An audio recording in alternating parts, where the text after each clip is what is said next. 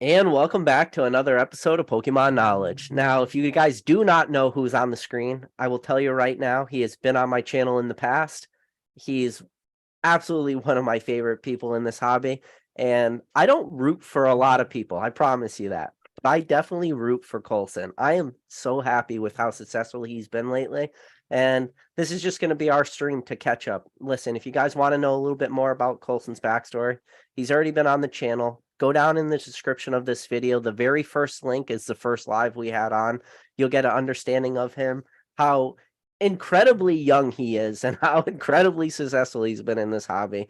He's got the best hairline in the game, hands down.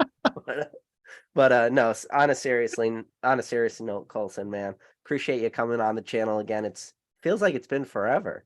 I know, dude. I looked back, it was like 5 months ago. I was like, damn, it felt like 2 years or something, but I Yeah. appreciate you having me on again. Yeah, man. It's been a pretty crazy market lately. And I know, so are you full-time college student right now? Yeah, yeah. It's How you finding the complicated, but yeah. time? Um, I don't know. I think it's just because like the hobby definitely affords me a lot of like freedom doing this full time as well. Like it affords me so much freedom. Like when I was doing this and also having the part-time job at Target, it was just like no time whatsoever. But yeah, now it's like it's super manageable, especially when you skip your classes. Pro tip, but yeah. Yeah. Dude, it is incredible that you went from, I mean, you are, for a lot of people out there, I'm sure you're in a way like an inspiration to a lot of these people. That Oh, the I fact that appreciate you your story is insane, to go from working at Target to work doing what you're doing. And I've been following your Instagram a little bit, man. And recently you did the play that I've always speculated. You started doing the Beckett play, man. And I I will tell did. you what, I saw some of the bangers you're grading.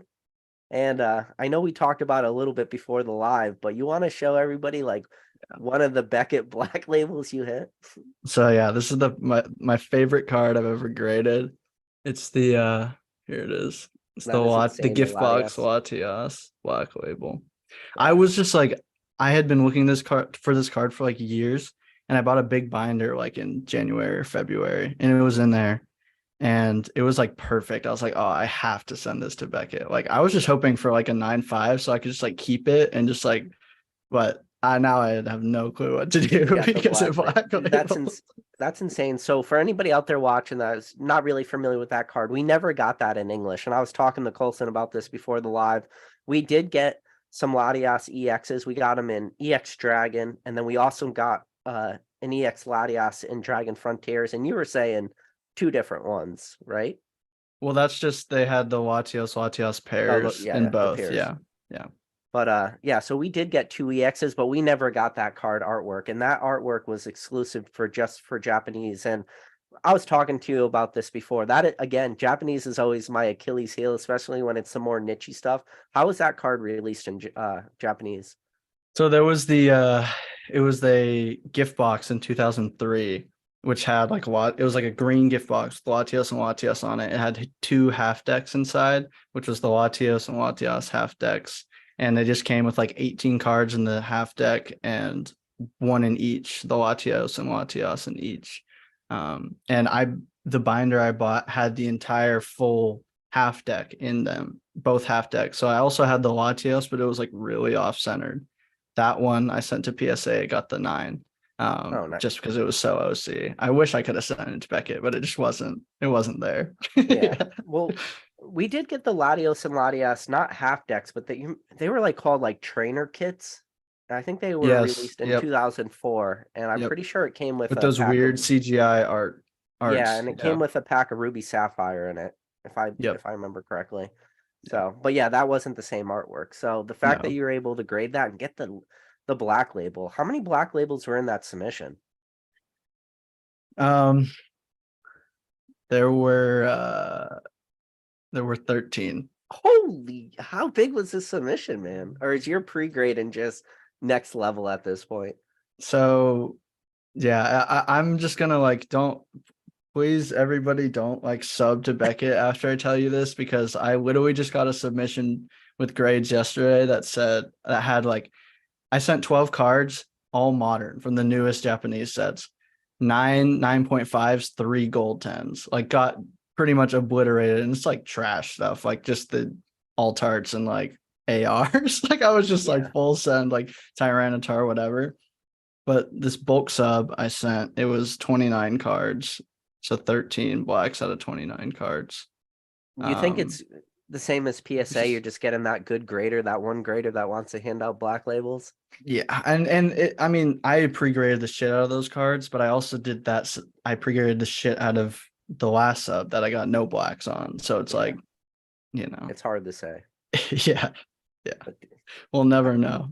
I mean, Right. how's that? I mean, that plays great, right? Like you kiss when you hit that black label. I mean, you're super familiar at this point with PSA skills, super familiar with Yeah, PSA's liquidity. You said you dabbled a little bit with CGC, right? Because I did yeah, initially when you PSA were was trying to like do the quick gone. turnaround times, but Yeah, so in a way, like you're familiar with both their grading scales and the liquidity. More importantly, like yeah. PSA has its own liquidity, CGC has its own liquidity, but now that you're seeing black label liquidity, are you just starting to be like, oh, crazy?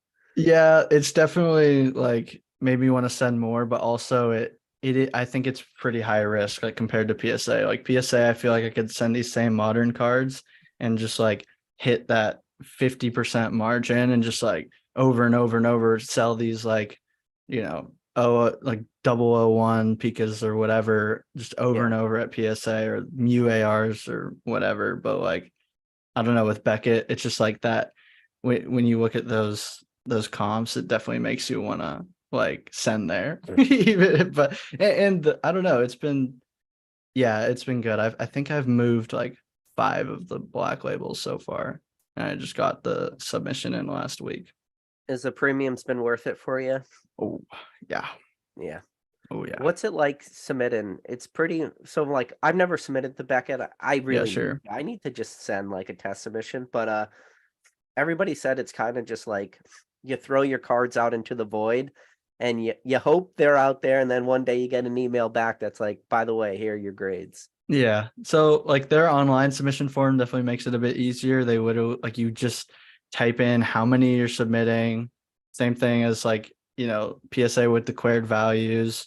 And then you manually type in every single card with like their whatever information they want you to give for those cards. Because Yeah. once they get it, then you just send it to them. They finally have like a tracking like form, so they'll send you like a received email once they've received your package. And then there's kind of like a Beckett tracker, but it's not like Okay. PSA. It's not like an 8-stage process. It's more like we have it.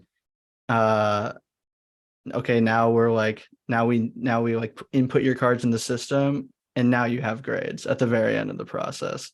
Okay. And yeah, so it's not too bad. What's the turnaround time been like? So for my bulk sub, it was at the 18 with subs, it was 4 months. Um, and so I was getting Scarlet and Violet like cards back, like Yeah. Scarlet and Violet Japanese Japanese. Yeah. in like late May. So that didn't feel good. But Yeah. the blacks made it helped out. But if I hadn't gotten the black labels, it would have sucked. But the $40 tier, it has like a 4 week-ish turnaround time in my experience. Okay. At So, Beckett. I mean, it sounds like you're only doing little plays to Beckett, like a handful of cards here and there. And it sounds like you're really just nitpicking doing best condition cards. Yeah. But Yeah. other than that, what about PSA, man? How you been? I see a mountain of slabs behind you. It seems like you're working your way through some stuff. Yeah. So at one point, like a month ago, I had almost like 600 total cards out at between Beckett and PSA, like Yep. probably like 500 of those being at PSA. Um, Now I only have about like 300 left at PSA. Um, and I don't do I mean they're doing what they're doing. Like they I've gotten all of my $15 submissions back in 6 weeks, like 6, 7 weeks, every Yeah. single one. Like, and I'm super happy with that. I'm super happy with the price I pay. My last submission though, it was the worst it was the biggest PSA sub I had. It was 150 cards at the 15, but it was the worst like grades wise. Like I'm usually somebody who gets like I don't know, I between like 80, 85% 10 rate on stuff, maybe like, yeah, probably like 85. But this this last sub was almost like 50-50 between like tens and nines. And it was a grader who was very harsh on centering on like Japanese mid-era stuff, which I had not experienced yet, which I have noticed that PSA in the past, I've been getting tens on very like, you know, off-centered cards Yeah. in Japanese. But now it's like this guy was like, oh, it's like it's not even like it is almost 60-40. It's like, no, you're done. Like that's how it Yeah. was. And that kind of sucked. But I don't know. It makes you like reconsider and rethink, not just like throw everything out there and waste money. Yeah. It's like a good, like down to earth, like back to reality, like So reality check. yeah, it's funny you say that because when I see my submissions, I can tell by like the first 5 cards before I even start scrolling down in a way who is grading my Yeah, cards. Like if I look at those first 5 and they pre-grade kind of the way I exactly. thought they were gonna, I'm like, oh, this is gonna be a good submission. Yep. If I scroll down and like there's Nine, an nine, 8 or nine, something, nine, eight. Yeah. and I'm just like, oh, here we go. And I keep Yeah. scrolling down and it just gets worse and worse. And That's I'm what like, oh, happened to me too. Yeah. like I would love to meet that guy and give him a nice strong talking to, put it that way. Dude, it was hilarious. I was on the beach, like, because it was really hot out for the first time in months where I live, like, hour north of Seattle. We have like one sandy beach. So I was down at the beach, and I was just with my friend, and we were just hanging out, just like watching the sunset a bit. I look at my phone, I get the your PSA grades are available email, and I was like, oh, I have to do this. I'm just sitting on a beach swiping through like the PSA app like grades thing, Yeah. and I was just like so excited, and then I just got like kind of Crushed. soul crushed. Yeah. Yeah. But I mean, I can't complain about like a 50-55% 10 rate realistically. Like it's not like the end of the world. Yeah. And you said you were saying some mid-error like Japanese, so we're talking like Nintendo timeline or black and white. I know black and white's your wheelhouse, so Yeah, I do. I mean, I do everything like basically just from EX to XY in Japanese is what I've like focused on, like vast majority of what I've graded and what I've yeah. done, If which anybody is out a there is curious at some of the cards he's been grading, you should really check hit up out his my Instagram. Instagram. Yeah, Yep. it's like the first link. I think I put your Instagram as number 1 and then Cool. yeah, but I'm just looking through your Instagram right now as we talk, and you have some good ones. You got the Aquapolis Tyranitar, the Japanese version. So Wind from the Sea, you hit a 10 in that, man. That's a big one. Dude, I just I wanted to show you this. I just shipped it out today, but I hit a BGS pristine like gold label 10 of the Town on No Map Suicune Oh, in really? unlimited. Yeah. And Yeah. that's sick. Good It for you, just man. sold. It sold last night, like right when I put it up. I was like, I oh. was just gonna say, how long was it up for? Was it up for like uh, a it couple was up hours? for like a couple hours, and I got a really good offer. I was like, okay, or yeah. Dude, I'm looking at the Dialgas or the Dialga you posted and the The Zekrom silver. from the Battle Boost. Oh, Dude, yeah, those those were hard to go. Like those were hard to sell. yeah, you're not those are just not cards. One, they don't come up very often, and number two, if they do, you're gonna be hard pressed to get tens on those. But dude, just scrolling through and it's amazing. Like the Plasma Gale, so that's Plasma Storm? Storm. Storm, yeah. But dude, I'm looking through some of your submissions, dude, and you gotten some fire lately. That Mew from Dragon Blast Yeah, too. dude. Got hit the PSA 10, bro. Good for you, man. You're So yeah, I wanted to tell you this. I am like 6 cards short of because this was my goal for a bit, and I've taken like a couple months off, but I got to like 6 cards short of grading every black and white forward in Japanese into a PSA 10. get Um, out of here. yeah, yeah. Dude, that puts you in the Yeah. 1%. You might be the only person who ever did that. Maybe like there's like 2 people I see that are like big EX4 whales because there's one who's like it's like Mewtwo Strikes Back. I don't know if you know that Instagram, but that's one. And I think there's like Berserk something, and they have like full complete sets of all like all the black and white and Yeah, XY but forward but are sets. they And grading them though? That's the Yeah, Or are that they is that buying is them? the I think you're question. the only Yeah. one doing the trades because some of those cards you got to be creating pop ones, twos, threes, right? Um, for the full arts, Yeah. no, no, no, not no, No? no, no, no, not in Japanese. In English, maybe. Yeah. Japanese. So it's Japanese. I've noticed with the pops, they're a lot they are way higher than English. Okay. Much higher. Yeah. Like I wouldn't be surprised to see a popular card in like the 70, 80 range for tens. The thing is though, you just don't see them. Like there's just not, it feels like they're all in Japan, honestly. I see a ton listed in Japan because I Yep. think those EX full arts in Japanese like have just historically been more popular in Japan. That's why you see the raw price be so much like higher in comparison. Especially recently with like how Japanese has been. Yeah. And Have you it's kind where of have you been been, selling these cards to? Have you any of them been going to China or you've been doing mainly like yeah. yeah, I mean, it's all just either I just have three method or four methods. I sold a ton in Orlando. I sold a ton of full arts. Like I got cleaned out of pretty much all my full arts except for Wow. the Dialga and Zekrom that I had brought there. I got the cloud buyout. Oh, okay. Yeah. And then I So think you gave him a deal on those cards, though. I feel like you could be pretty firm on some of those, or it's just the liquidity was there. You said, "I'm just going to take advantage of it, take it while it's there." I went to that event and was like, I'm bringing such a liquid stuff. Like I would be happy if I sold like a grand to pay for the Yeah. trip. Like that was what I walked in, and then I far surpassed my expectations. Yeah, dude. And I'm telling for everybody out there watching who haven't watched the first episode and not familiar with Colson's backstory, like guys, go below and click that video, watch thank that. you. It's worth it because I said it and I meant it at the beginning. Like I said two things. One, there's very few people I root for in this hobby. Like I root for you, Colson, man. I root for you all the time. Like I'm definitely like one of your biggest cheerleaders from the sidelines watching you.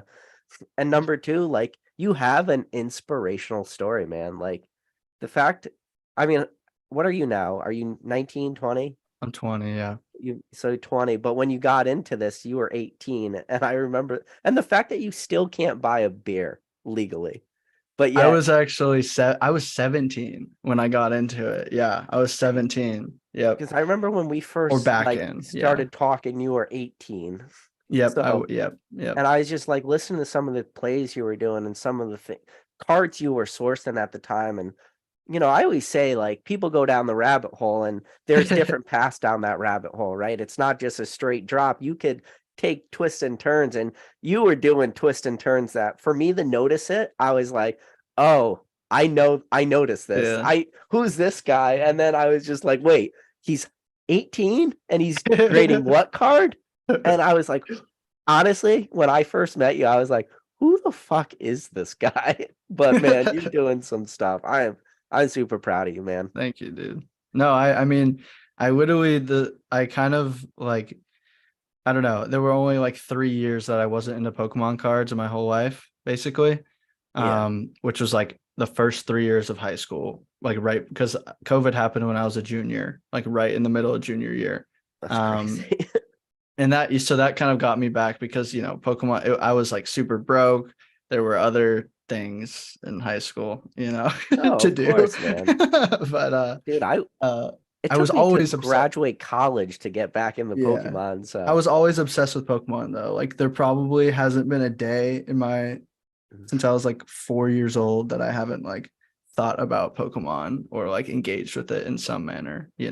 So yeah, the second I got back, I just like once I like really got into Japanese cards, I pretty much just went back to everything I grew up with, which is kind of what I was saying. Like I was very engaged for EX era, Diamond and Pearl era, Black and White era, and X and Y era. Those were like that's like my big nostalgia. I was like, I have so many memories from all of those, like when they happen. Um, definitely. so And it's interesting to hear your story too, because for most people in this hobby, I would say it's about like a decade gap difference, right? And a lot of people have that yeah, nostalgia feel too. your original WotC, base set Jungle Fossil, base set 2, Team Rocket, stuff like this. And you've said it on a live in the past, like you are familiar with those cards, but you could take them or leave them. And you're super nostalgic for the black and white timeline. And the question Yes. that always comes up is when the next generation comes in, do they like the early WotC or do they like the stuff they grew up with? And I just think that you are honestly a decade early for most of the people Yeah. you're in your age Oh, demographic. 100%. You're like 10 years before them, Oh yeah. Yeah, And the fact definitely. that you in a way you've been able to say you cornered the market, it's like an overstatement, but like Yeah, definitely you've not. definitely like found a corner of the market and you've been Yeah. able to navigate that super successfully because of the knowledge you have. And I talk about it all the time to people. Like a lot of people, they know what they know, right? They know the early WotC stuff. That's what they had as a kid, and they know super modern.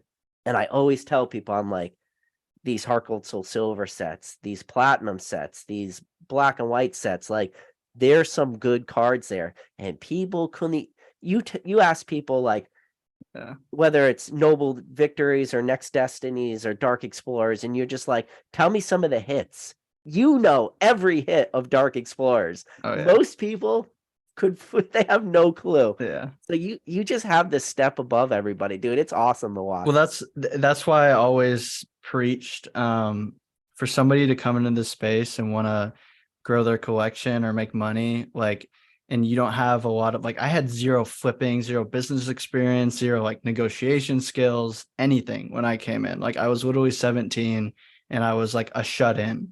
Like I had no experience of any kind, like socializing like scared me, or even anything really. So I always preach that knowledge is like the best thing you could do for yourself, like research. And like I came into this hobby and I knew what was in every set.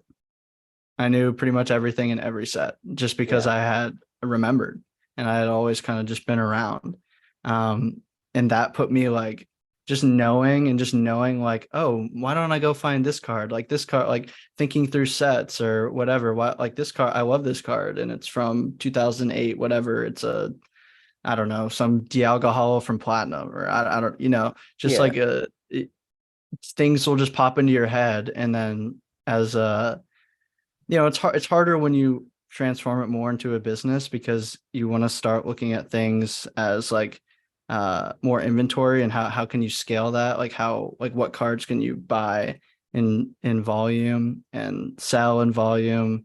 It starts to become less about like the individual card, but I still source in a very particular way to this day. Like I'm very much as somebody who sets certain targets, set certain, like I want to grade every card in this set, or I want to grade every card in this era, and I'm going to go out and do that. And that, like, just putting a frame within how I'm buying helps me do that. And just having a lot of knowledge and knowing what's in stuff makes it a lot more seamless of a process, I think. And what with me, like searching Japanese stuff, um I know like the Japanese names of a lot of Pokemon, so it's like easy for me to like type it in and just like go, instead of like, oh, Glaceon Japanese name, oh, Mimikyu Japanese name. Like it's just a very like I've tried to optimize the process, Yeah, man. But yeah, the fact that you're doing that too is, yeah, it's next level insane. Yeah, it's it's pretty wild because I think we might have like in a way a kind of similar brain when we think about cards because I will just have a random card from a Yep. random set pop up into my head and I'm like, you know what? I need to look up this card right now, and then I'll see it and then I'll be like, what did that card sell for? And Yep. then I'm like, wait, there's also this card in this set, and this card reminds me Yep. of this card, and then Exactly. next thing you know, it's 25 minutes later Exactly. down the Yep. so And you just gave yourself 10 free plays that just yeah, popped in your head, instead of yeah, having to like go out there and find them and be stressed, not having anything to buy right now, like not, like I've had moments like that too, but then I just kind of remember like I kind of like embrace like the collector within me, and just like the Pokemon lover inside of me kind of, and just like follow your heart sounds stupid, but yeah, like, just kind of like let it happen. Like whatever. I've found success like just selling what I love, honestly, selling what I really like. And people tell you that's a bad way to go about things. And, I've sold cards that I don't really like, but there's never been a card where I'm like, oh, I hate this card. And I'm Yeah. like buying this just because it has a 50% margin that I can capitalize on. Like, because I don't think when you don't care, when you're not invigorated to wake up every morning and search for these cards and source cards or buy cards for your collection, when you just don't care, that is not gonna like serve you anything in a if you want to be here for a long time. Because if Yeah. you wake up and you don't even have a desire to go and source inventory, which is just cards, Yeah. like if you don't have a desire to do that, then it's like you're not gonna try as hard as everyone else. Your competition is gonna both be spending more time with you. They're gonna outpace you. They're gonna undercut. Like, you know what I mean? It's just like, eh, I don't know. I remind myself that a lot. That like the passion. I don't. I can't let the passion go because then it can become very monotonous and uh it can feel pointless at times to just like endlessly scroll through eBay pages or buy pages or whatever. Yeah. Like Yeah. if you don't Well, care. no, yeah. Yeah. You're right. If the passion's not there, you're I always say this to everybody. They're like, "What's the secret?" I'm like, "Well, there's no real secret. It's just you have to really like it." Yeah. And I'm sure in some alternate reality, like you can just do this and not care about the cards or the sets and have no passion for it. I find that next to impossible because at the end, this Yeah. is still a hobby, you know? Yeah. But it was just like when I was looking through your Instagram and I saw that Plasma Gale Articuno. When I Oh saw yeah. that Articuno, there was 12 different Articunos that rifled through my brain like while I was looking Yeah. at that. And I was just like, there's a lot of good Articuno cards out there, you Yeah. know? And this was as I was talking to you, like all these Yeah. Articunos, like there's like a monkey with symbols in my brain, and he's just like banging them together, and then like different Articunos are popping out, man.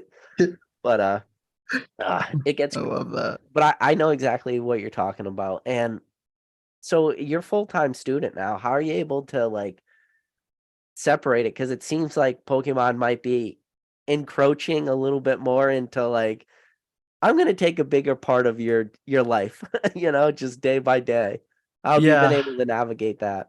Well, I'll say like I have not been a very good student and I'm making changes because of my business. I have not been a very good student.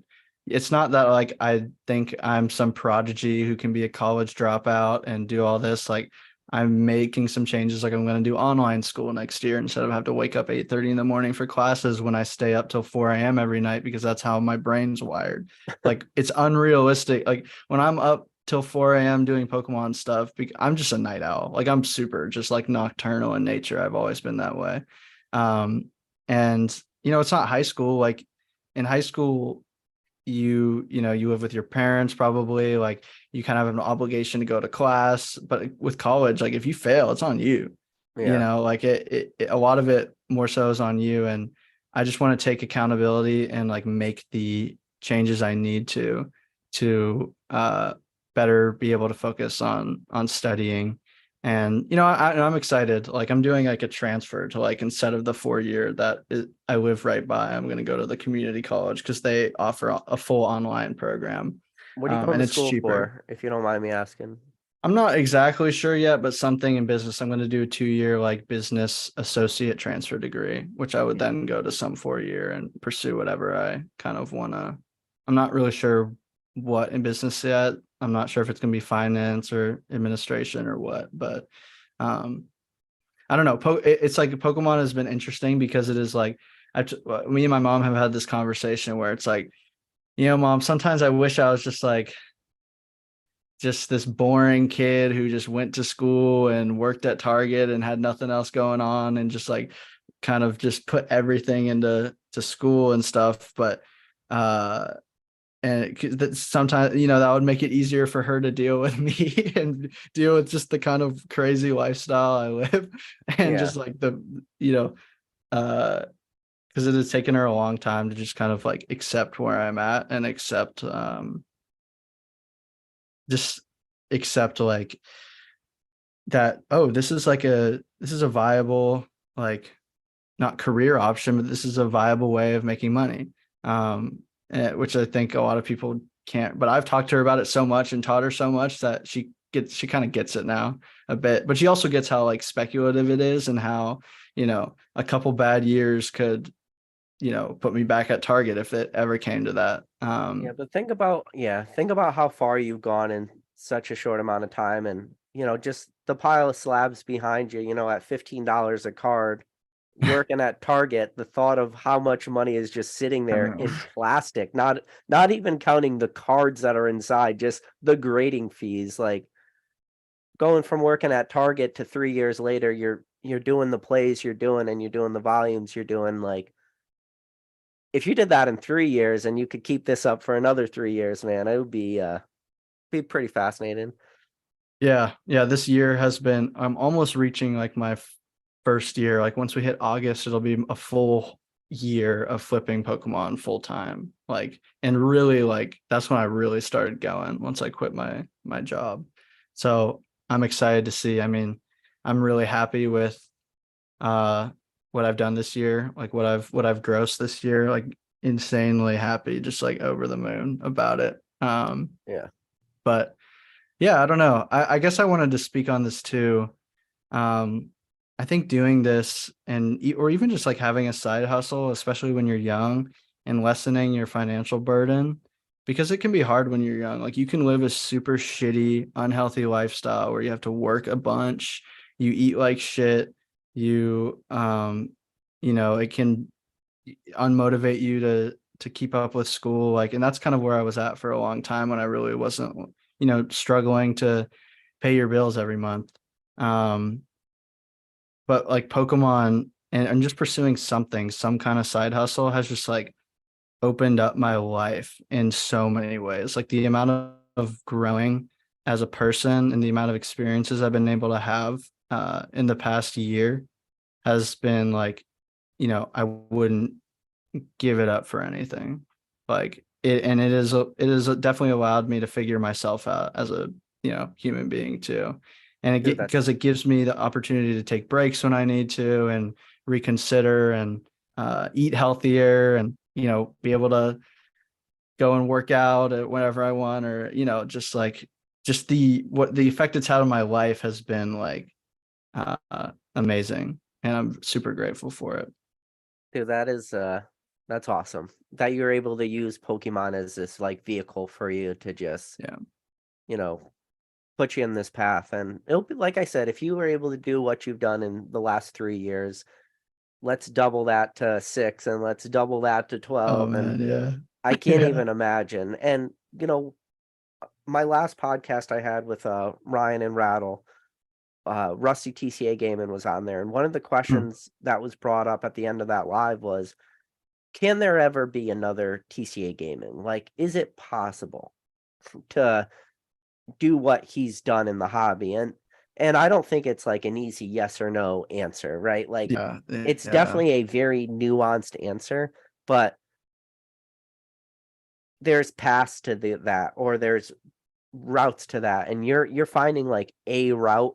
Maybe you'll never be TCA Gaming, but like Yeah. maybe you will. Like Yeah. I don't know, because Yeah. I'll tell I you don't. right now, what Rusty was doing at 3 years in versus what you're doing at 3 years into the hobby. Like Rusty will tell you he was grinding 25-cent singles at that point. Mhm. Yeah. And there are like some humbling moments where it's like, okay, I have like thousands of raw cards. Like, let's get to listing. Like I've sold like a bunch of raw recently. I finally got into selling raw a bit. Like, and it wasn't because I was like financially struggling. It was just because like, oh, it's like pump the eBay algo. Like, let's get this going. Daily listings, like all this stuff. And I've sold dozens, like probably hundreds of $2 singles where you're making like 40, 50 cents a thing. And it's like, it if you can optimize the process, it's easy, but it's like that. Yeah, it was more so like a moment where I was like, I'm not above this. You know what I Yep. mean? Like I can make $10 on a slab, yeah, but I can also make 50 cents on a single, and I could sell 100 singles. You know what I Yeah. mean? And make whatever that is. Um, $50, $5, I don't know. Yeah, $50. But it's like, so I think it's a bad mentality to feel like you're above any play or anything. Like I Yeah. used to feel I was above modern plays. I was like, oh, this is too speculative. This is too crazy. And then once I got into it, now I buy new cards from every set, and it's like, um, I'm having a good time with it. And they literally are giving you like, new cards every month that look gorgeous and are awesome, and it's fun to hold them and see the texture and see it just engage with Pokemon and kind of be there right when it drops, like when the hype is highest. Which is something I had like completely neglected for pretty much my whole time So, so you here. said the modern word, and there's a or Oh boy. the modern word, I Here should we say. go. You said modern. There's a lot of people out there is like, oh yeah, he finally said modern. You bullish or bearish on modern Pokemon, especially in the Bush or near term. Bears? Oh, I hate how this question is framed because I hate talking about modern and like absolutes. Um, well, what set I mean, parameters? sets that haven't even came out yet. I'm talking Oh 151 set. I'm God. talking Obsidian Flames or So like the Obsidian last Ablaze couple, are you saying 2. I like don't even modern as in like what's coming out? just modern. Just set that you don't even know what's in it yet. Just Yeah. So like just like with each, am I bullish on that each set coming out will like, crush are you basically? bullish enough that every set that comes out, there will be enough buying pressure, enough demand Hmm. to eat up all the supply at release and continue to keep these booster box prices above like 120? Modern booster boxes for these later Sword and Shield sets staying above like 140. And then there was just a recent news of a reprint of like Lost Origin, and those booster boxes are selling for like 160 Yeah. now. Reprint's going to pull it down, but like if you're bullish on modern, you do obviously there'll be a little price retrace for a booster box like that. But if you believe in modern, prices will recover eventually, given enough time, and even that booster box will bounce right back. Like, do you think we'll keep having all this buying pressure set after set, release after release? So I'll say I don't necessarily, just because it's kind of unpredictable, I don't like to speculate on whether consumer demand will stick around.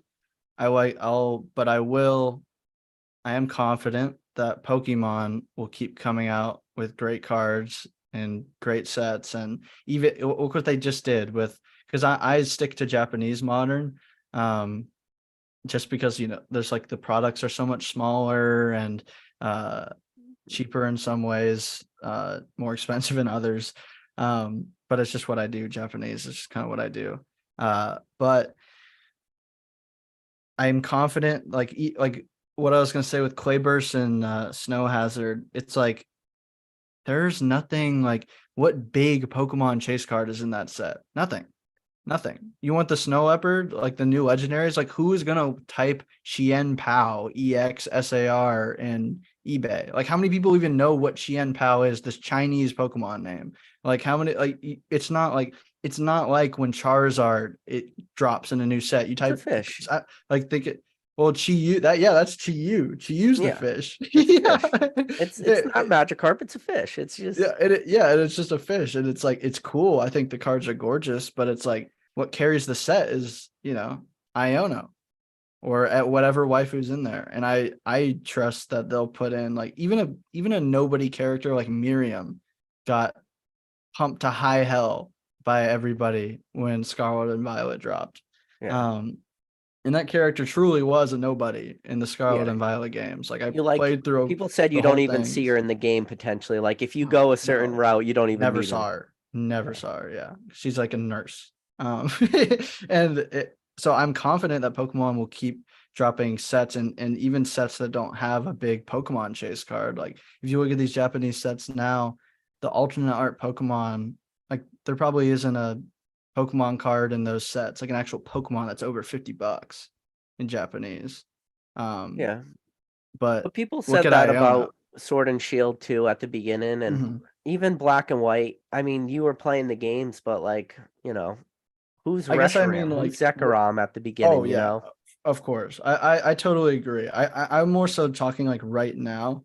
Like when a modern set drops, what has to be there for that set to do well? And Yeah. in my opinion, I think everything has been there. Like something has been there for every set we've gotten, maybe except for Rebel Clash. Rabble Clash and Astral Radiance. Astral Radiance didn't feel it felt like the worst in that block for me. When Yeah, it it came was to for that because block. I'll give you for that block. and Yeah, I because liked that was the Astral block of character rares and stuff like this. Yeah, and I liked it because it had Dialga, but I was probably one of the few people who likes Dialga, Yeah, you especially know? like the origin form stuff. Yeah. Yeah, exactly. And so your chase cards, like Pokemon cards, were two forms that nobody has any nostalgia for or really cares about right now.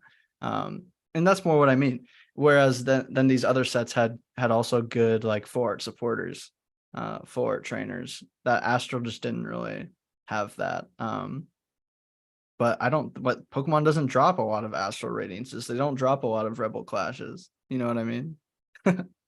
Yeah. Local Los Collection said many are used to that big chase now. And I think he's right. Says- The like Pokemon is dropping like something every set that like, you know, like and what honestly I think whether people really care or not, I think these whether they be Japanese stores, which definitely influences what the singles prices happen like when English drops, like even at Miriam, like how many people like look at like English full art supporter prices compared to Japanese, and it's like if Miriam hadn't have done what she done, like it feels just like a $10 trainer to me, a five Yeah. dollar trainer, like so many others that are even more popular characters.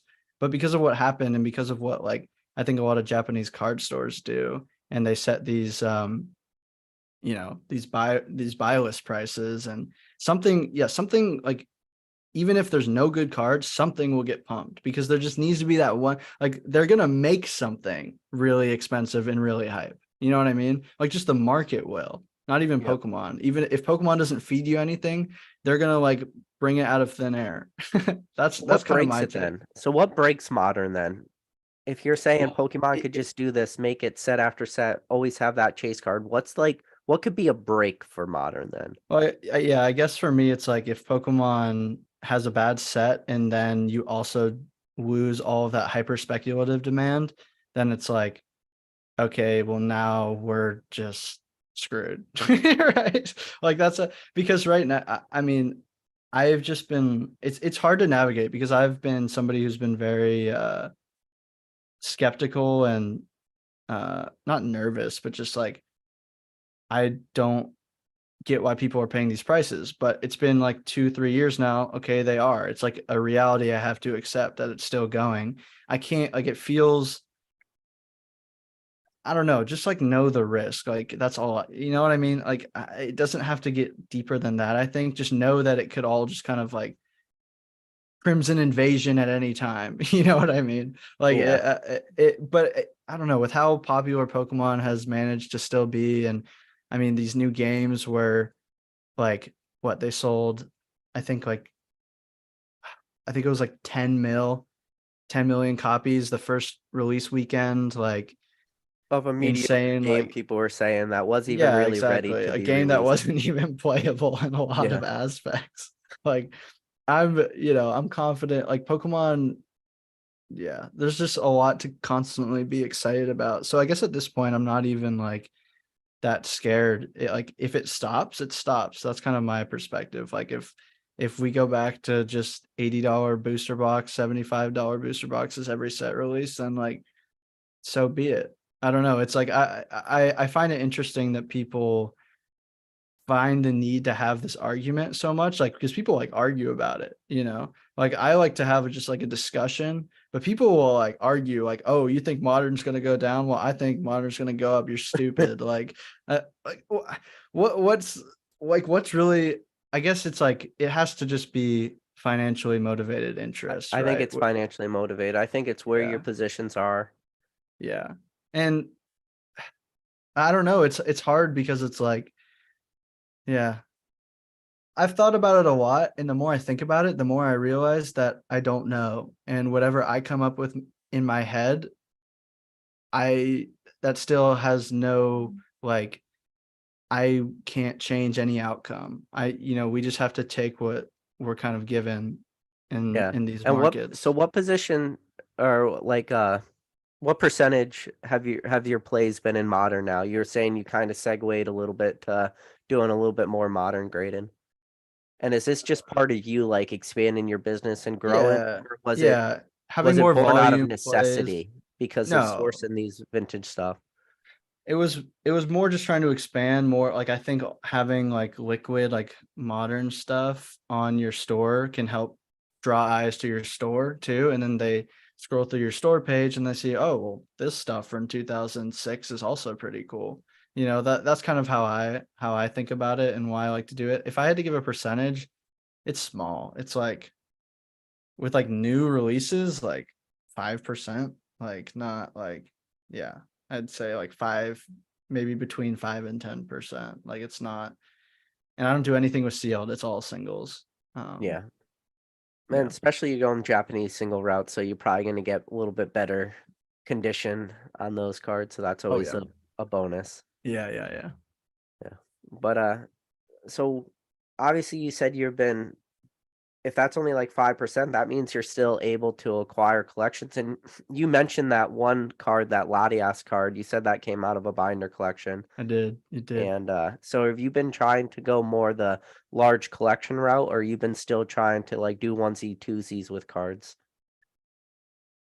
I have like, unless I have it was kind of what I said, like I like to buy and like, oh, I want to like grade everything in this era, or I want to Yep. grade everything from every promo from this year, or something like that. Uh, so that inherently, I almost buy like I'm buying a full collection, but just paying for each individual Okay. single. So yes, I really do prefer fake collections. And whenever they pop up, they are top priority. And sometimes I kick myself for when I don't find anything, then I go in and, you know, drop all my available capital that I'm willing to spend on all these singles. And then like right at the end, something big comes up and it's like Oh some yeah. some huge like auction and it looks awesome. And it's like, oh, I just, you know, I'm gonna, that's something I've been thinking about. I'm gonna manage with how much inventory I have coming back and how many just like singles I've bought. I think I'm gonna maybe wait a bit um and see if I can make like a big buy.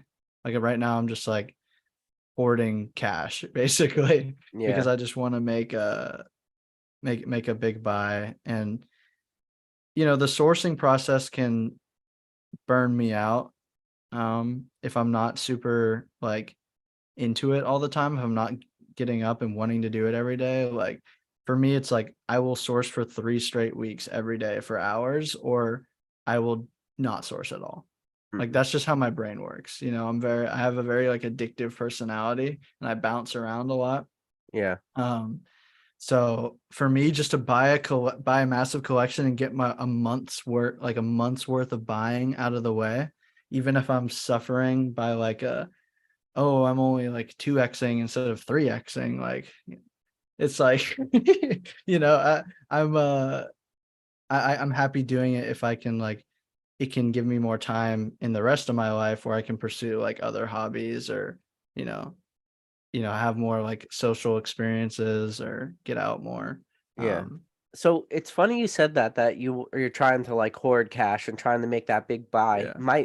A lot of my more recent lives, a lot of the people I'm talking to, everybody seems to be running into the same issue, and I'm running into it right now. Like, and the last live I had, I called it like nickel and diming yourself, right? Like you do $50 here, $20 here, $30 here, $100 here, Yeah. and you whittle away like this cash, and it doesn't, you're like, oh, $30. And then you do that enough times and you just say, oh crap, like I have and dime myself out of like thousands of dollars. And then Yeah. especially like grading fees too. I got hit really hard this month in Yeah. grading fees, and Yeah. it was all my fault too. And I always say like grading fees are not a surprise. Like they're Hmm. coming. And I Yeah. just was dragging my feet, wasn't in like the right spot. So then I get hit with like $5,000 worth of grading fees, and I'm like, well, I can't buy anything right now, you know? Yeah, yeah. So No, I get you. No, I've had a lot of those moments. Like it feels like almost every cycle, I guess, when you like, because I try and send things out to PSA monthly, and it doesn't always happen. Sometimes it 4 weeks turns to 6 weeks, depending on how like long I'm buying for the month. Um, but yeah, usually between 4 and 6 weeks, I try and get a bulk PSA sub out, and that's kind of how I've been doing things. yeah. And, Um, and that's a but nice timeline. You got like 4 weeks. But at the end of because that I'm four getting weeks, you something must be back getting every a little month, right? antsy. Yeah, and I'm getting things back every month too, which is nice. And I should probably I've been learning recently that like because when I didn't have any slabs coming back, I decided to daily list all my singles that I've just been laying around forever. But the second I got my slabs back, dude, like it's just so much like they get so much more traction and so much more attention than singles. Like they really do. Like Yeah. unless you're posting like the most fire singles. And a lot of mine isn't like fire. A lot of it's cheap and Yeah. not many people really care. But just like when I got that PSA sub back like 2 or 3 weeks ago, it's just like my store has just been like like insane, like compared to like the prior month. Um, which has How have your been sales been? Because I know Dan Catch 'em All Collectibles, he keeps talking about like doing multiple listings, you know, and I think he talks about like 10 a day. Have you been trying to do that? I Just do 10 a day. Yep. okay, you are doing that. Yep. I do Have you 10 a felt it's day. been working or Oh yeah. Oh yeah, yeah. And when I'm listing 10 slabs a day, my store is popping. My store is popping.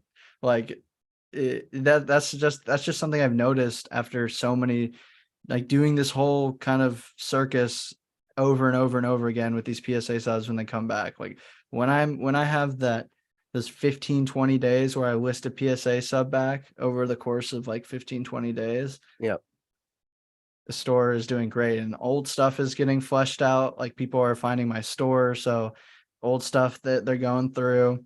Um, I set my store up, my eBay store in like categories like PSA graded, BGS graded, and then singles. And then so it's easy to just scroll through all that stuff. Um, but I thought liquidity was down and I thought it was just like a market problem and my problem because I've had that conversation with other people. They're like, oh, things aren't selling as fast, like sales are down.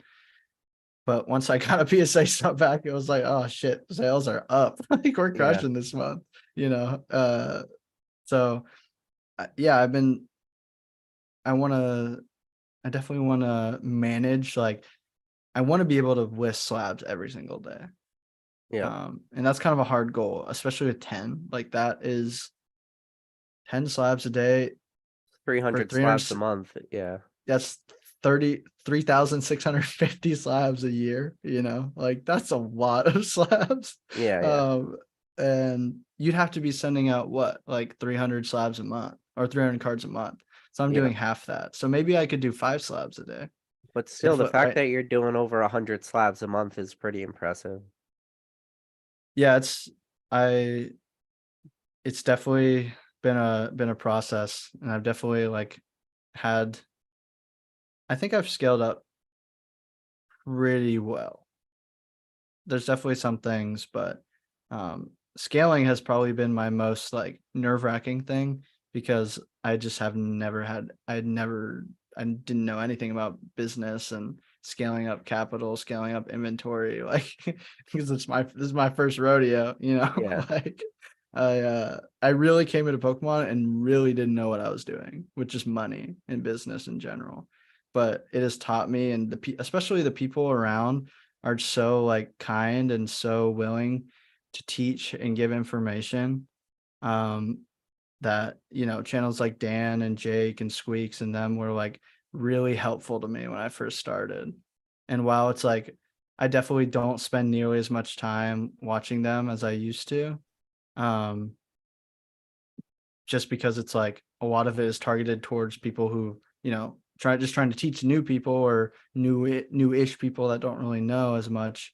um I appreciate like the knowledge so much. Yeah. Because it helped me when I was 18 and had no clue what I was doing. Yeah. It's like very valuable, seriously. Have you been watching any of Z&G stuff and seeing how he's been able to just grow that business into what he's been able to grow it into? Yeah, I do keep up with ZNG. I haven't watched the lives recently. I've been kind of tapped out on Pokemon content in general. I was gonna say, like, I haven't been on a live stream in a long while, Has it been honestly. 5 months? Like, Was it? like you were probably one of the last live streams. I know I've been on like a DNA live stream since then, and maybe like with Jake or something. I'm not sure. Yeah. Yeah. Yeah. Oh, Yeah. so when are you gonna start making some Pokemon Oh, content again? I know geez. you were dabbling it for a little while. Yeah, I made one video. Um, yeah. Yeah. So It my life, so like I'll just like right after I made that video, my life kind of changed completely. Like my entire life, my lifestyle, my entire situation just kind of completely changed. yeah. Not Pokemon wise, just life wise. I got out of a super long relationship, made a ton of new friends, like kind of realized I was way too much of like a shut in and needed to get out more and like be better at talking to people and having friends. So I've kind of focused on that and I'm glad I have because I'm just like they always say like in college the things you uh the best things like you learn in school aren't any of the actual material. It's just like how to be like a human being in like Yeah. a developed world basically and how to like develop yourself socially and so many new experiences and so that's kind of I realized I was missing out on a lot of that my first year of school and the second year has been like seriously amazing like met so many people and it's kind of just taken me away from a lot of my like hobbies and stuff like I also like yeah I got into like making videos or video editing for a bit but I also um make music and have for years and that's something I've been getting into again after a long time, which feels really good. Yeah. And it's like it's why I'm so grateful to Pokemon again is because like this affords me the time um to do that and to pursue what I'm like really passionate about, you know. Yeah. Cheval says he taught Colson everything by being the counter example. So just pretty much do the opposite of what Cheval does and you'll be fine. Oh, I love Cheval's But you mentioned like the favorites. whole social aspect of Mhm. everything and bring it back to Pokemon and the social aspect of Pokemon. You said you went to Orlando. Do you have any plans to go to Charlotte? So I did, but then but I'm going to Long Beach and I have a table Oh, in Swami section. So it's like, oh shit. Like, I don't yeah, know they're if super close. they're like within 2 or 3 weeks. And 3 I was weeks, like, yeah. I'm kind of nervous about even like, what if I just sell out in Long Beach and then what I'm going to Charlotte and and I don't have a table lockdown or anything. And I only really want to go to these events if I have a table. Oh, yeah. Uh, just that's just how I feel being there and experiencing that. Um, so yeah, I really wanted to go to Charlotte, but then it was like, man, I could literally drive to Long Beach from where I'm at. I could make like a 2-3 day road trip down there. And I think that'd be pretty fun. Yeah. So So yeah. I'm doing the drive with Nick, old school Pokemon. We're gonna carpool Oh, to together. Charlotte. Yeah. So that'll be Nice. fun. Oh, nice. Yeah, Yeah, we'll that's try to good. do I think it was called the live stream drive stream. I know everybody wanted him There and you Jake to go. do that. Maybe we'll Yeah. try. Yeah, you should do that. Those are fun. I think Yeah. those are fun. I kind of like when people take it away from, you know, just Pokemon for a bit and kind of just have fun and talk to chat and socialize or bring someone on just to like talk. Like I don't know. I feel like as somebody who's a viewer, I really love it, and I think the viewers really love it. Like when Jake and Dan did that like drinking stream, the drinking ripping stream, like that was probably my favorite stream they ever did, just because it was like so unique and so different from what is usually a very like serious, informative environment. Yeah. It's kind Or of it's nice like to, this where yeah, one guy's in one part of the country, the other guy's in the other, and you're talking through camera. yeah, It's another exactly, thing to be in the same room and one guy yeah, is just ripping all your product. yeah, exactly, But exactly. No, I agree. And I just saw Nick the other day. I met him up. I met up with Nice. him for lunch, and it's one thing when you're like having conversations on cameras, and it's another thing when you're having Yeah. conversations in Discord groups, and it's like a little small, and then it's another thing when you have conversations one on one because like you just everything's out on the table, like this is what I really think. This is the real Yeah. play. There's no No. sugarcoat and it's a one on one thing. So In Denver, I was like, I was a little saucy.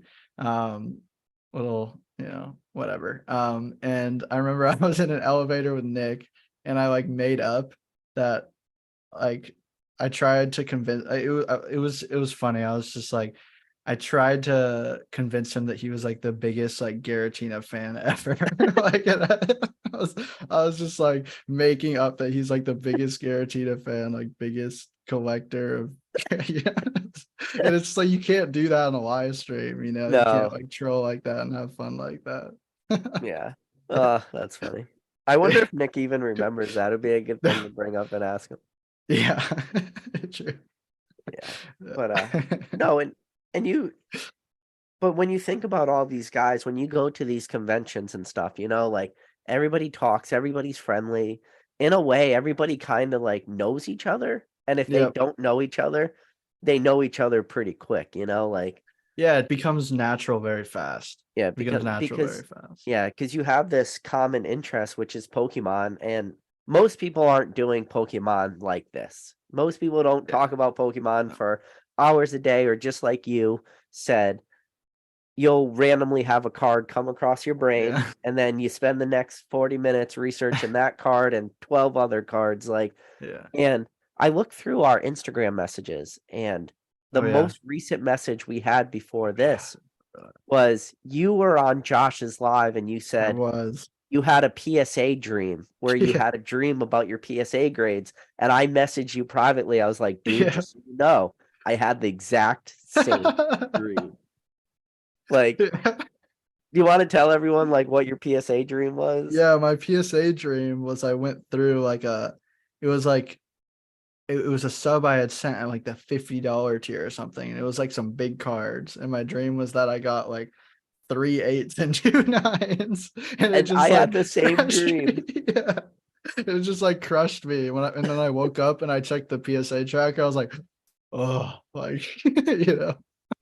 Dude, I've had the same dream before where I woke up and I'm like, you're kind of like in a way like in a cold sweat and you're just like, oh, I'm financially ruined from this. Yeah. Yeah. Yeah, Uh, exactly. well, that's what happens, man. It's like you think about it when you're awake and you think about it when you're sleeping, Yeah, and dude. I have to everything. say, like recently, dude, like being in like being the environment I am in, just kind of spending my time with people in their, you know, late teens, young 20s, like the amount of like questions I get about this is like to the point where I don't ever want to talk about it to people again. Like Really. because it used to be like it sounds like conceited, but it used to be like, oh, it feels like great that you like care and want to hear about it. And now it's like I've recited like the same lines of like, yeah, this is how I don't like because they always wonder how I like don't have a job and how I'm just living in this apartment, for doing it myself. Um, but it's kind of hard for them to understand, but they all think it's really cool, Yeah. which I do So have to say. are they well receptive of it? Like, Yeah, yeah, they're receptive of it. They don't think it's like lame or dorky or whatever. I mean, you know, it might not have been the same as Watsy kids, but everybody knows Pokemon. Everybody my age still knows Pokemon. I have tons of friends who still love Pokemon and engage with it every day, even if they're not into like slabs and cards. They just love Pokemon, and they have since they were a kid. Um, and even people who don't spend much time with Pokemon, they think Pokemon is awesome and really cool. And whenever I show them cards that they remember from when they were a kid, they are like so gassed about it. The yeah, same way that you'll be gassed about a base set Charizard, right? We'll be yep, gassed about you know, Garatina level X, right? yep.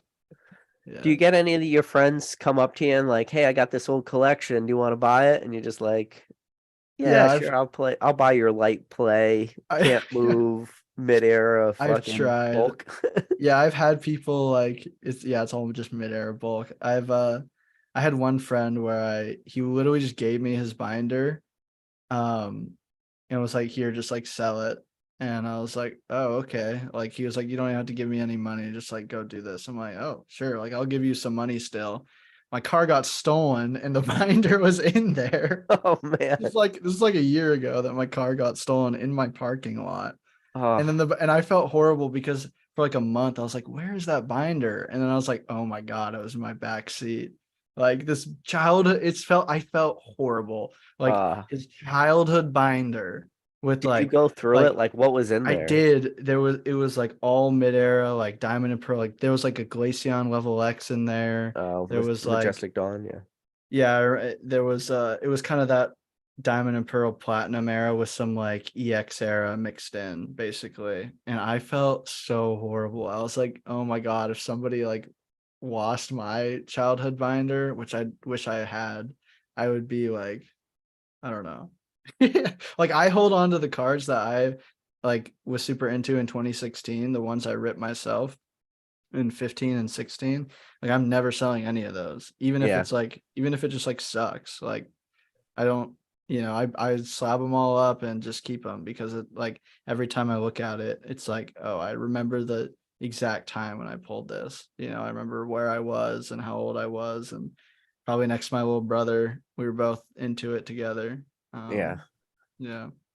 And the thing about your childhood binder is you could replace the card, but you can never replace No. that card. Yeah, And exactly. like, yeah, I talk about it all the time. Like recently, in like the last year or two, I had like a pretty decent Shadowless first edition set, and I just replaced all those cards with my childhood binder. And I just said those are the cards I like, and it was very easy to get rid of a lot of that stuff. So, and I'm very happy with like what I have right now because of Good. that.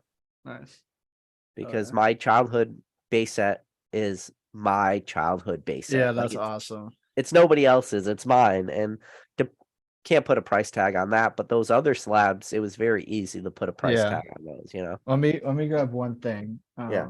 No, you'll like it. I'll grab two cards. But yeah, if anybody out there is watching this, I know number one mod in the game, Drew, has been dropping links for Colson's Instagram. I recommend you guys go and checking out Colson's Instagram and just seeing the cards he's been grading recently, some of the grades he's been getting. It's a fun Instagram. Dude, your Instagram game, you've stepped it up, by Thank the way. you. I'm trying. And the reel I did with the Latias was the first time I ever did a reel, and I was pretty happy with it. And probably start doing reels more. And it's finally summertime, so the sun's out and I can take pictures outside again. I've been doing the scans forever now, but I'm really excited to take some pics. But here's this this is from Bandit Ring, Japanese Ancient Origins. Are you muted or can I not hear you? I don't think I can hear you. I think I muted my mic by Oh, accident. yeah. There you Hear me are. now? Yeah. Oh, I wonder how long But this has been muted for. no, it was like 15 seconds. Okay. But yeah, this I pulled myself out of like the one Bandit Ring booster box I opened. And I remember right when I got it, it was like this set came out in 2015, and that's when I opened the box, and I was like, this was like my grail up until like 2020, like forever. I just like kept it in my little ETB. I think I had like a Primal Clash ETB that I kept all my good cards in because I had Yeah. 7 top loaders. And I thought top loaders were like the rarest commodity ever. I had 7 of them. So I would like partition my top 7 cards, and every time I would get a new like best, it would always just go and like Oh, so you were like one of the swapping 7, cards out? yeah, Um, out of the 7 top loaders.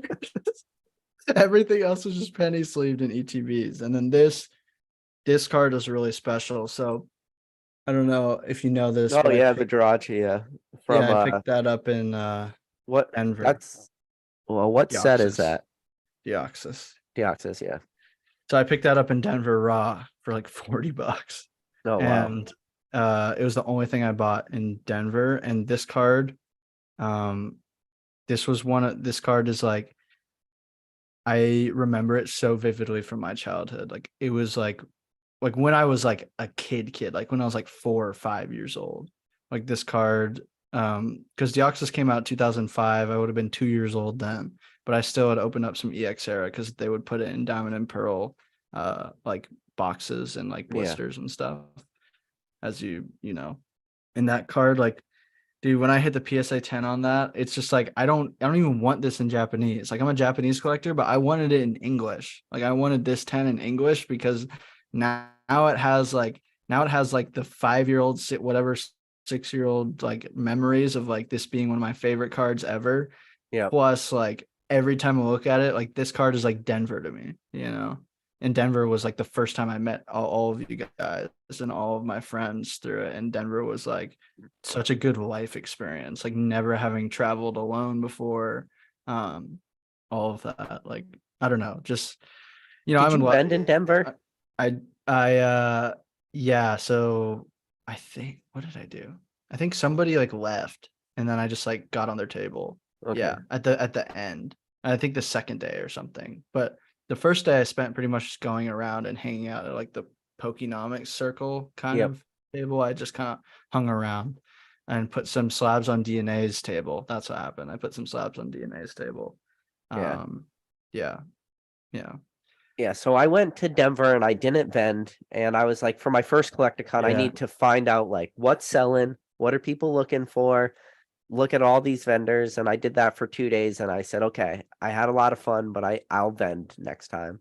And it's not cheap either, to flight, hotel, food, and everything to yeah. just go there and not sell. It gets pricey. So at least I can now justify more Yeah. Collecticons. Dude, yeah, Denver was special, man. Like when I walked into Swami's house after being fresh off the plane and all of you guys were there, like it was like packed because it was kind of just like right before everybody kind of started to leave because it was late and everybody was just like, everybody was feeling good, I'll Yeah, yeah. say. No, I mean that's what everybody was there for. Yeah, exactly. Yeah, Oh my God. Yeah, it was just like I can't even describe that feeling. yeah, Like it was really cool. It was yeah. really cool. No, it's cool that you have that feeling too, and you got there later because when I got to Swami's, like, I was in the kitchen was empty, and then when Yeah. I walked out in the back, like stood on that little step he had and just looked Yeah. around at all these people, and I'm like, it's like a surreal moment because a lot of these people I knew, but I never met before, Yeah. Yeah. but like I Exactly. knew them pretty well, way more than I know like a lot of people that are like my pseudo friends in real life. Yeah. I was like, I know what Dan used to do for work. I know like Yeah. that's his wife. There's Jake. I know what Jake does. Like there's Yeah. Nick Old School Pokemon, all these guys. And like, it was just, yeah, it's a surreal feeling. Yeah. Yeah. But even a Definitely. channel like this, like a lot of people out there, like they feel they know me because you watch a guy talk about Yeah. Pokemon for 4 hours a week on live streams. Like eventually you feel like you know the person. So. No, for sure. I mean, that's a lot of time listening to somebody talk. Like how many times a week do you hear anybody talk for 4 hours besides like your significant other or like your best friend that you're with all the time? Like I don't hear my best realistically. friends talk for 4 hours. Yeah, exactly. If I'm Exactly. I see my friends on the weekends sometimes, but yeah. Yeah. Yeah. Yeah. So no, it's pretty wild when you think about that. It's like, and I always thank people. I always say like that's the thing like I'm most thankful for is that the people they donate to me their time. And I always say like time is everybody's most valuable resource. It is not money, it's time. And hopefully I'm helping. And if I'm not helping, hopefully people like you are helping or people like you are like inspirations where somebody out there, I think there's the thing about this hobby is I think there are so many people on the precipice, right? And the precipice is, do you want to take the next step in this hobby? Mm, Do you want to start really diving deep? Do you want to start selling cards? Do you want to start grading cards? Like there was a couple videos I was making and I kept talking into the camera like, you need to grade your own cards. And the amount of people that graded cards because I said that in a few videos, like I got message after message on Instagram, people sharing me their submissions and stuff, and they're like, "Thanks, man. I never would have graded these cards if it wasn't for you, like pushing me towards it." Like they always had the thought, but like they never felt pushed, Yeah. And that Yeah. was one of the best things that has happened for me personally. No, I think grading your own cards is it's something I've always preached to, and it's something that I think everybody should if you are in the like it because it feels shitty because if you don't, it's almost like I would feel guilty that I'm like trying to prioritize my own interests as like for my business being like, oh no, guys, like slabs, they're great. Like you should like grading, ugh, like oh that sucks. You Buy get all those nines modern and tens. eights all the time. Like I get eights all the time. You know what I mean? Like if somebody who grades a lot and made a business out of grading cards told you to not grade, like like come on. Like Yeah. it's just bullshit. Like it so yeah, I don't know if you have any interest in grading cards, there's so many videos out there that are websites that just tell you how to do the whole process too. Like there's so Yeah. much information out there now. Well, and to be honest, it's not hard, especially when you're talking about modern too. Like if unless you were being a savage opening packs, like you were probably already penny sleeving, you're probably already putting them in card saver ones. They're probably 10 contenders. Like modern, you could just kind of blind send it.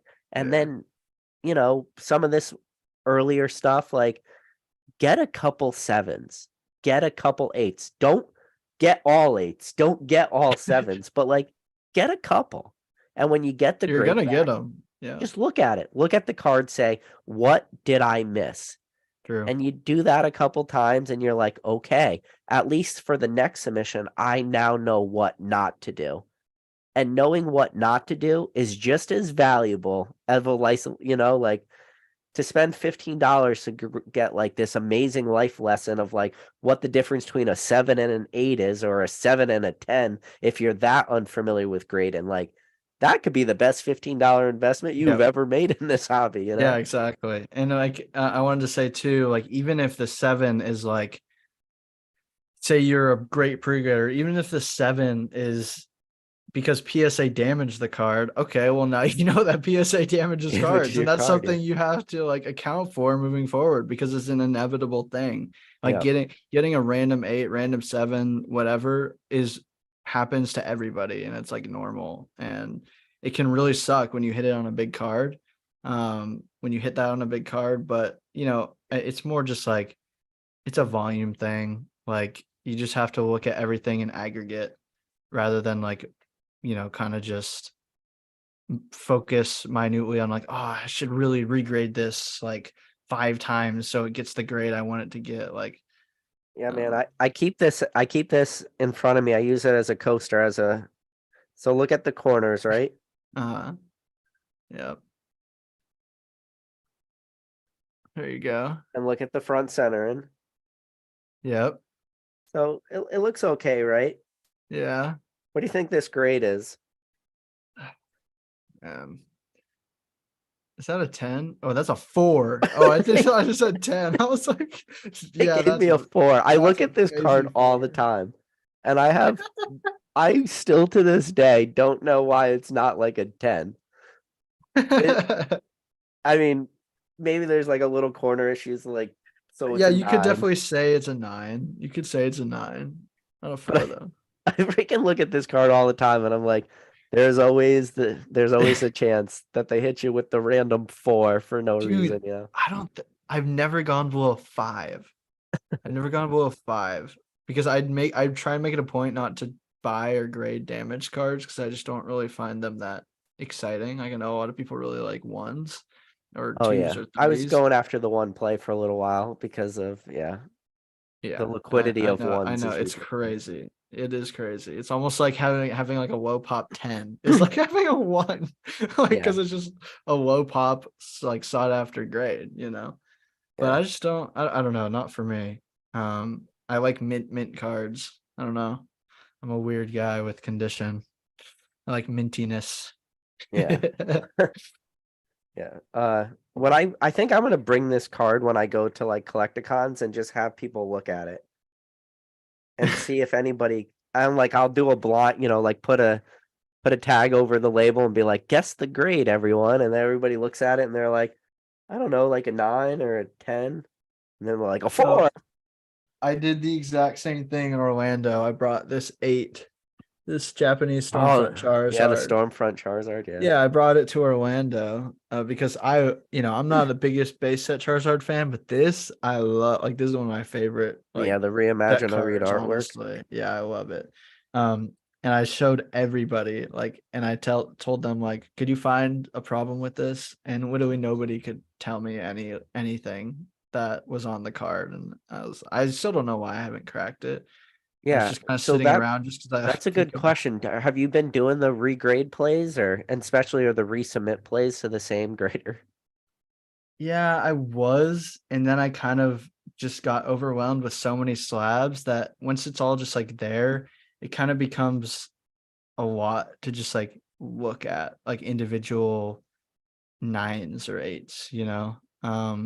And like the crack, I really don't like cracking slabs. Like I am so nervous. I've damaged a lot of cards cracking because I just have my dexterity is not great. I have really shaky hands. So like sometimes that screwdriver when you're like trying to pop it off, sometimes that screwdriver just goes right off into the card. And I've Yeah. had like I've just evaporated like $200 by just like the slightest like micro dent in the edge of a card. Yeah. And it's just so upsetting that I don't really ever want to do it again. But I did buy my first CGC slab in like almost a year to crack just because I really like this card. But it's the Japanese fossil researcher from I think it's Furious Fist or Rising Fist in Japanese, Furious Fist in English. Because it was I was like, you know what? I don't like having CGC slabs in my house, but it won't be in a CGC slab for long. You got to be careful of showing those XY trainers, man. That's Dude, it's like this is like the lamest one ever. It's literally just like it's like it's just like a lame white dude. Like nobody like, it's not, But so how successful have you been with these crossover plays? Have you been like okay or I was really successful. I remember when I last came on, I had just graded all those diamond and pearl hollows I told you yeah. about. Like I had like the Giratina Hollow from Platinum, Giratina Hollow from Legends Awakens, Suicune Secret Wonders, that little That Platinum Duskull. Giratina, that's the first ever Giratina artwork, right? From Platinum. Legends Awakens is the first, Oh, okay. which is like the big weird CGI one, and then Platinum is like the one in front of them. It's like the Moon Giratina illustrated by Kusajima. Yeah. Yeah. So I did really well. I cracked a bunch of CGC 8.5s and 9s and got PSA 10s on that stuff. But Oh, that was nice. pretty much, yeah, and those were huge. Like you're paying like nothing for those 8.5s and 9s, and they were like old certs, you know. 3.7s. Yeah, and it was yeah, it was good. It was good. CGC is the only slab I've cracked. Like PSA I've cracked, but not I've cracked a lot of CGC, but I just don't really honestly I don't spend a lot of time on eBay anymore for my business. Uh like I used to spend a decent amount and now I spend like zero just because I had more success elsewhere. So it's like why not just like it feels like I'm optimizing my time better. I know I'm missing out on so much on eBay, like so much, but I'd be missing out on you're missing out no matter what. Like right now, we're missing out on making 10 grand. Something just sold that somebody's going to make 10 grand, like, Yeah. or 50 or, whatever. Something just sold right now. Like, it's like, it's so, it's easy to kind of get caught up in that, but it's just a bad thing to do. Yeah. Yeah. Do you think those plays run out though? Do you think eBay gets so optimized from like the buyers or the buyer and the sellers, and then like margins for a lot of this stuff just become harder and harder to find, and then Which till eventually plays? they just evaporate? Grading Just or margins like, on cards in general. Like I'm not going to talk about a play, but like before this live, there's like one play that's just going on right now that has crazy margins. But do you think eventually like everything just gets ultimate optimized, or do you think we never get to that point because there will just never be people grading. There'll I always don't be think, people buying the graded cards. yeah, I don't think you'll see like perfect optimization. Like that feels really unrealistic for a marketplace like this that doesn't really have a lot of like big business coming in and optimizing the hell out of everything. We just don't see that because it's such like a you could do that in so many more like consistent ways in other spaces. Like why would any big money come into Pokemon outside of like a couple pretty risky people when you're spending like 8, 9 figures on this stuff, maybe even 10, and it's like I don't know. It doesn't seem that realistic for me on that side, but I'll give some like perspective with Japanese. Um, so Japanese raw prices have been like skyrocketing. Yeah. Like this stuff, like I honestly like this recent Japanese boom because obviously you had the Japanese boom like with everything, and then Japanese kind of always was just like, oh, the Japanese is cool now, and then we had like within like the last 6 months to a year or whatever, it especially like in the last couple months, it's felt like things are really hitting it off. Um, in a lot of areas, mainly uh a lot of it is in for trainers, whatever, or exclusive promos, but still I see it in set cards. But what I've noticed is that the PSA 10s of these set cards are not really changing. The price isn't really changing. Like a great example is like the black and white full arts. Yeah. Um, I'll give just this example, like one concrete card example. So the Plasma Gale Lugia, right? The Lugia Plasma full art. The 10's probably around like 1100, 1200 now. Used to be probably like a while ago, like a year or two ago, it was probably like, I don't know, 7, 8. There hadn't been a sale in months when I first graded mine. Yeah. Um, but it's like probably in that 11, 12. The raw used to be like 100, 150, like 100 to 150 bucks for like a minty raw if you wanted to try and do that, which I did a bunch of times. Now the raw is 700, like 750. And I was literally on an auction, like wanting to win a minty one. And I checked like later that I didn't win. I was like $750 when this 10 is like 1100 or 1200. Like people are evaporating the margin because of how much more competitive it's getting for grading cards. Like I think definitely more and more people are doing it. So what I've noticed is that Japanese raw and singles and popular singles are going up huge, but that doesn't necessarily mean the tens has to have to follow that price, especially like inset cards. And that's that's the first sign of like true optimization that I've found. Um, and Do it's you like the think we're first thing I've moving really into noticed. so this is like where it gets super, super tricky and like the nuances really come out. But do you think Yeah. when you look at like that Articuno, do you think you get to a point where the raw just becomes super overvalued, or do you potentially get to the point where the 10 becomes undervalued? Or is it just like because you just you gave a perfect example of a card that went up from, you know, 800 or $900 in a 10 and now it's like 1100 and then it went from 150 to 700 raw. Yeah. Like is the 10 just in a way maybe undervalued at this point, or is it just Yeah. that the raw is now so much overvalued? To Because me, think if if that card hits a 9, yeah, what's that a card in a not 9 sell for? 300. Yeah, so you take a Like, $400 bath if you get the yeah. wrong grader that And day. that's what I mean. People are assuming risk like way too, and I don't know how much money these people have. Maybe they're just like, maybe they just don't care. Like that might be possible for way more popular chase cards, but I would lean to that raw is kind of becoming overvalued in Agreed. relativity to the tens. Just because it's like, and I think they're so confident because of like the 10 rates that PSA has with Japanese cards and like full arts and hollows, like, just look at mid-era 10 rates across the board pretty much for any set card and you'll see it. Yeah. Like, but it's not actually that like easy, like to actually find.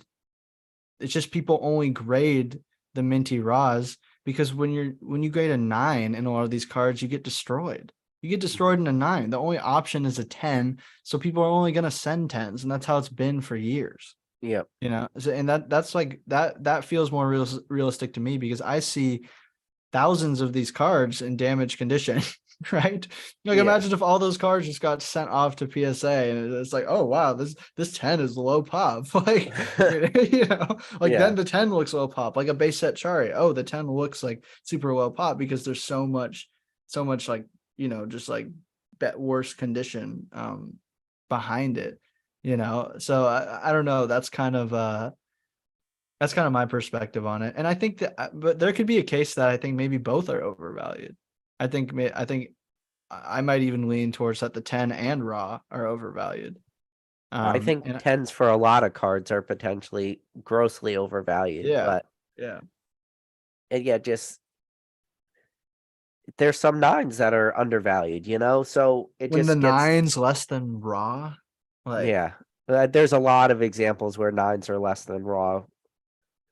So I feel like that's like more common to me now than anything else is seeing nines now that are less than like raw. yeah. If you were to actually try and like in I don't know, that might just be me, but if you like calculate like raw plus grading and then try and find one minty raw, you'll probably see they're probably either really close or the nine's cheaper in a lot of instances. Maybe not with like expensive cards, like really hard to grade cards, Yeah. um, or just hyper popular ones.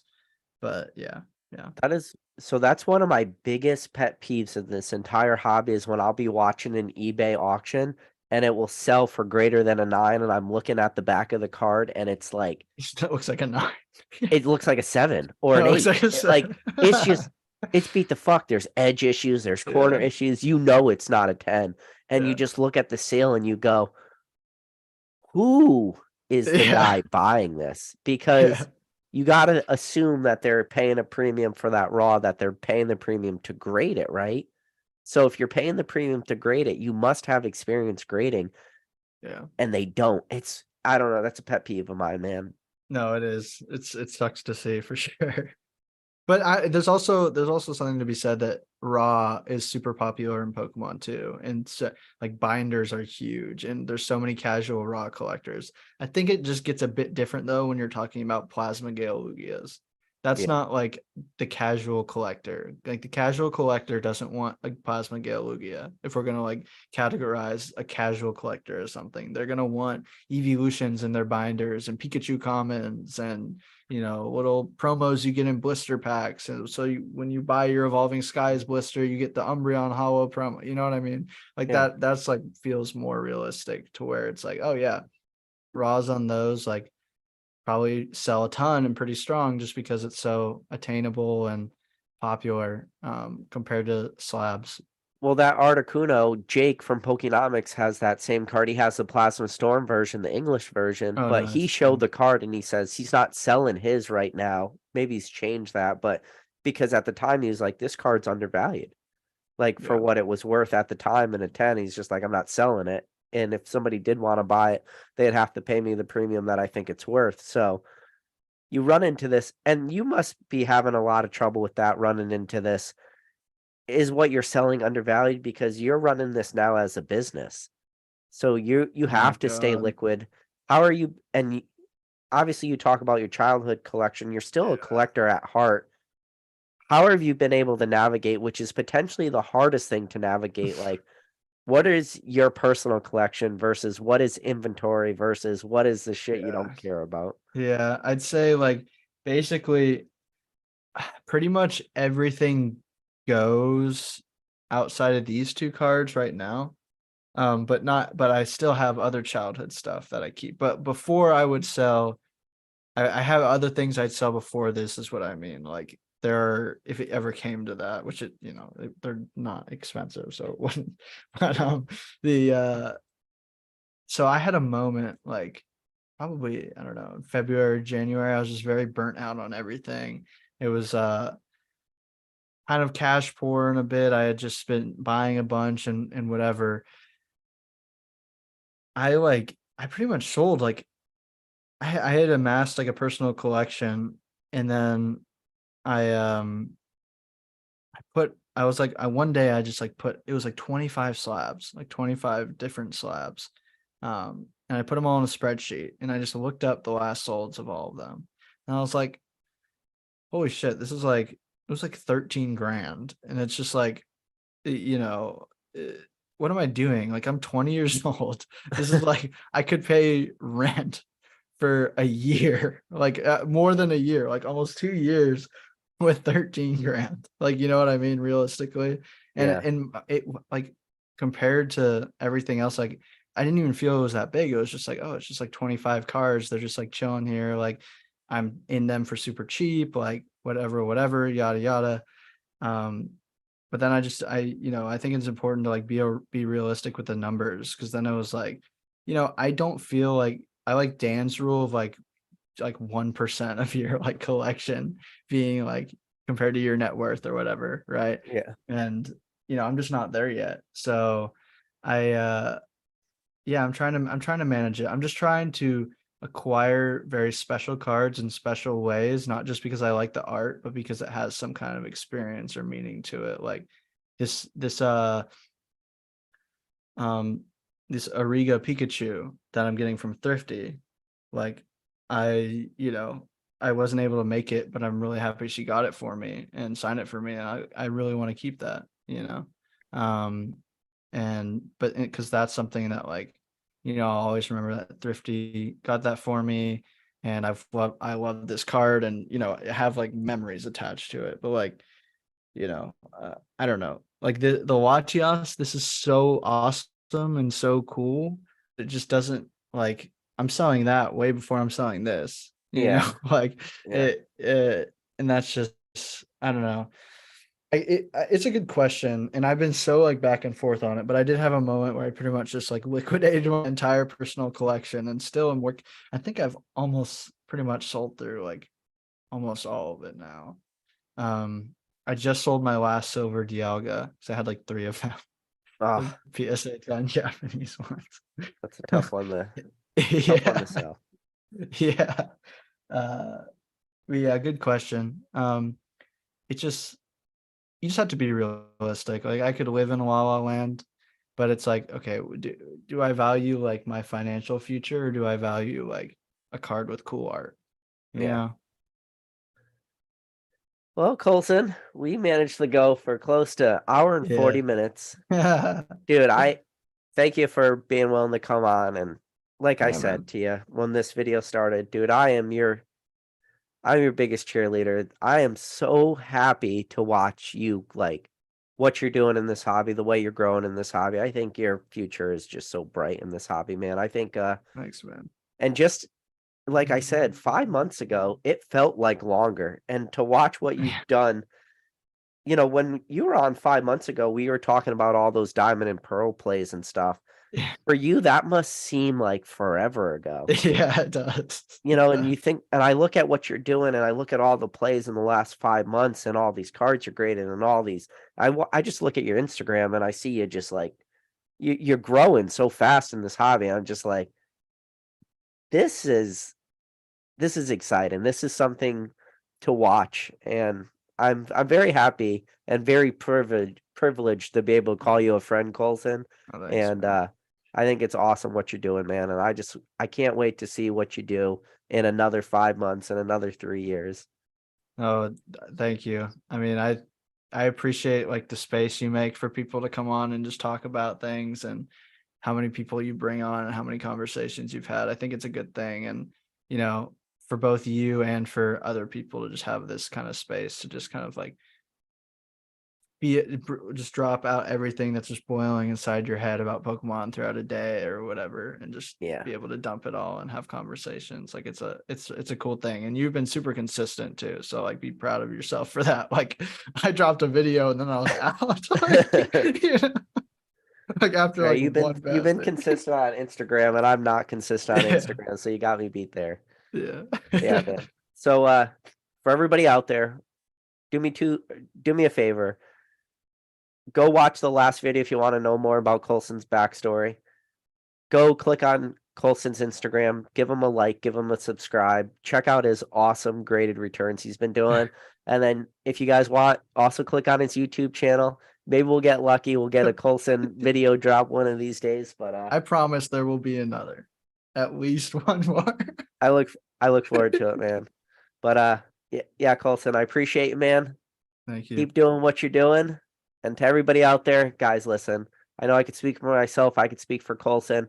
We appreciate every single one of you guys tuning in and doing the most ultimate compliment of donating to us your time, which again, your time is your most valuable resource.